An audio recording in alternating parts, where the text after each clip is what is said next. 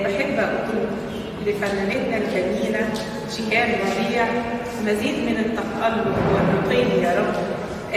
في حدوتة مصرية هي صورت جميع تراثنا الشعبي وموروثاتنا الشعبية في أهل القرية والدموع بكل بساطة، فرحت ورسمت البسمة على وجوههم. لقينا الأطفال اللي موجودين ورا الشباك والبسمة مغرقة وشهم، رغم إن هم بسطاء. عملت كل المهن الشعبية، حتى المهنة اللي فيها صورة الست المصرية الشقيانة اللي بتتعب وبرضه ابتسامتها على وشها، حتى ده مخليش من الحدوتة المصرية بتاعتها.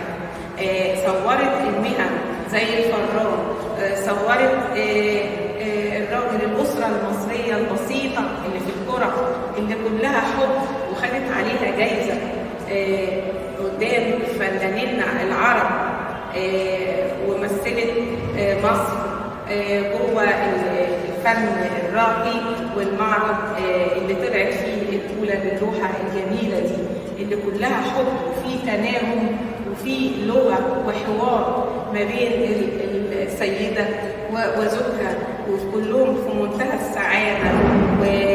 وكان في نار الحب منورة الشغل بتاعها في اللوحة، ما خليتش من الخطوط العرضية والخطوط المتوازية والإضاءة اللي عاملة جمال للوحة وعاملة خط منكسر، ما خليتش من الخطوط الطولية، الخطوط العرضية، الإضاءة، اللمسات، الخامات المستخدمة. حتى الخامة هي عملتها بنفسها، خامة الزيت، مبدعة في الشعر، مبدعة في الرسم، في الريشة والألوان، مبدعة في تكوين الزيت.